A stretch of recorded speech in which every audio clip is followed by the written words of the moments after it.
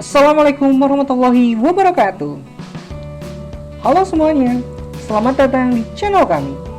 Kami merupakan mahasiswa Diploma 4 Akuntansi tahun ajaran 2016-2017 semester 8 dari sebuah perguruan tinggi kedinasan paling favorit di Indonesia, Politeknik Keuangan Negara STAN. Sebelumnya, saya akan memperkenalkan diri terlebih dahulu, tim redaksi di balik pembuatan video ini.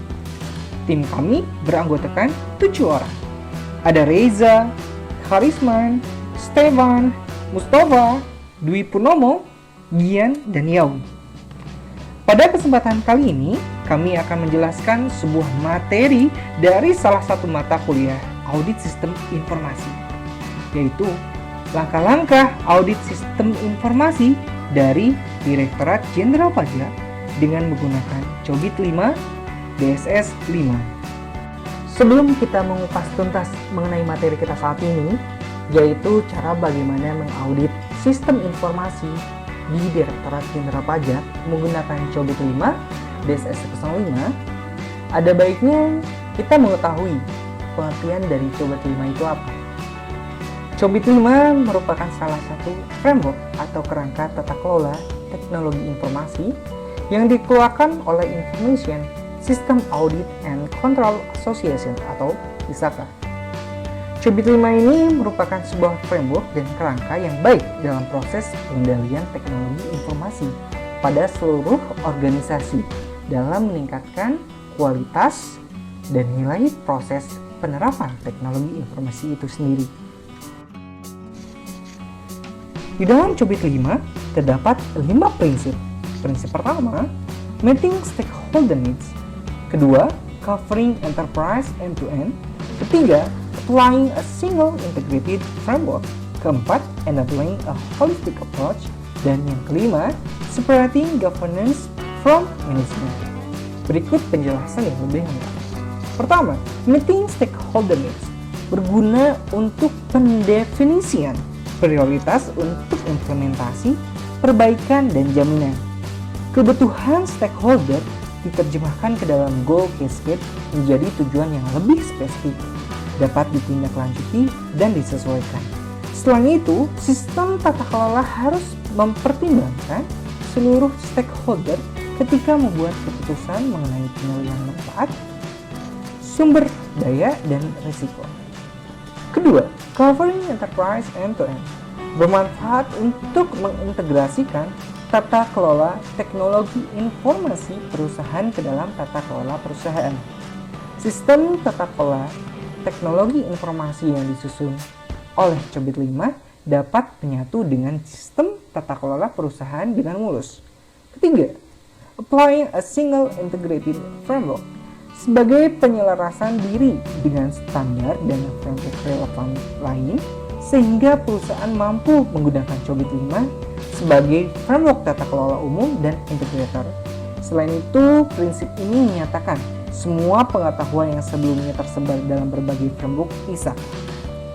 Keempat, enabling a holistic approach, yakni Cobit 5 memandang bahwa setiap enabler saling mempengaruhi satu sama lain dan menentukan apakah penerapan Cobit 5 akan berhasil.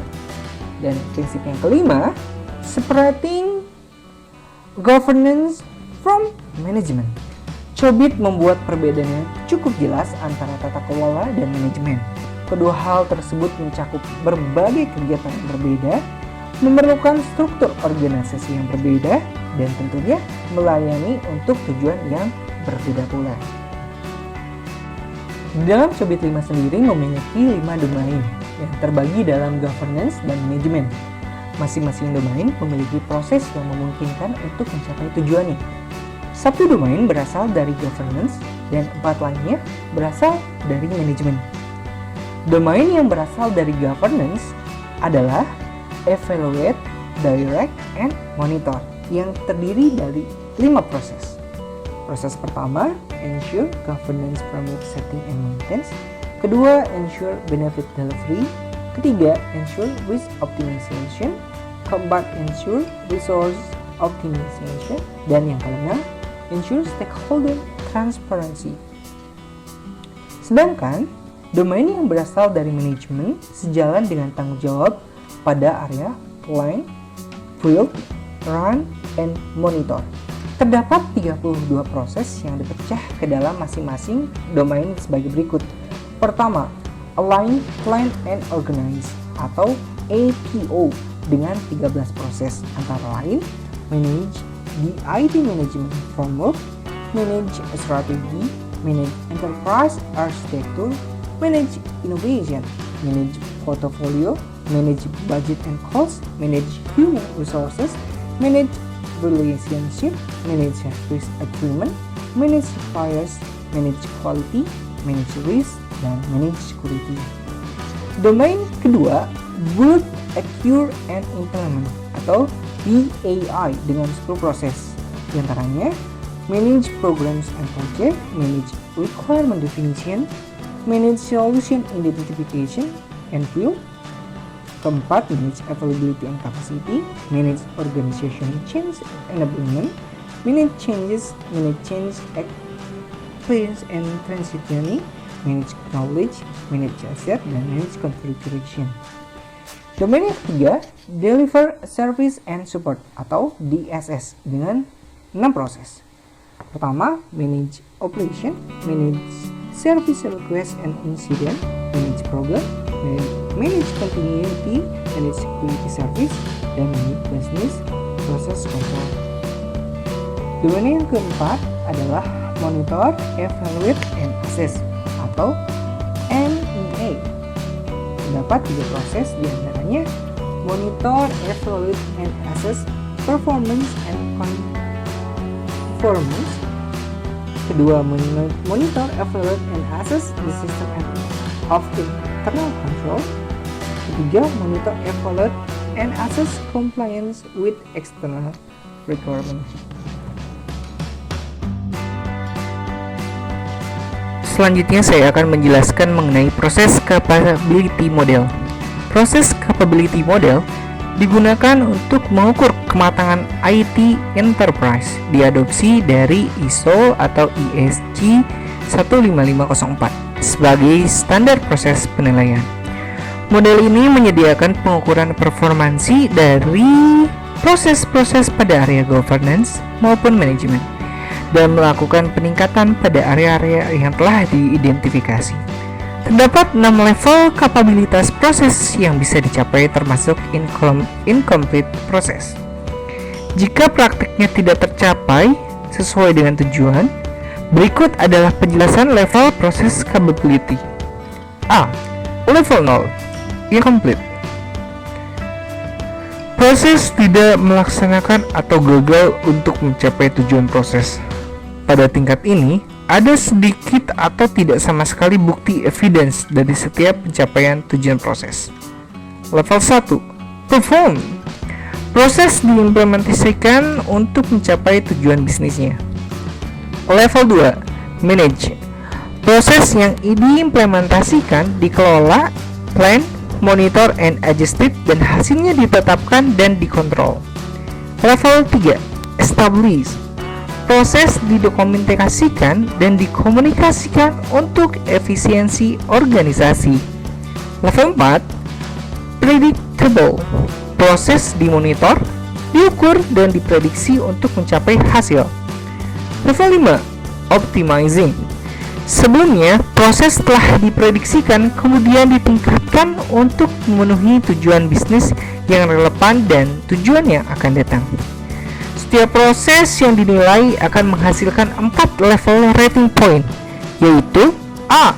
Not achieved, apabila hasil penilaian antara 0% sampai dengan 15%. B.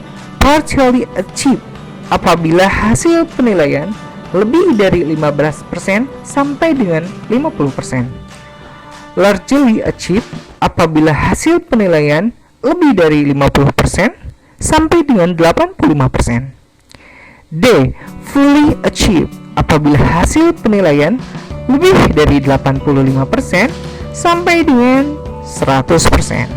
Lanjut pada fase yang pertama, yaitu menentukan ruang lingkup inisiatif asuransi.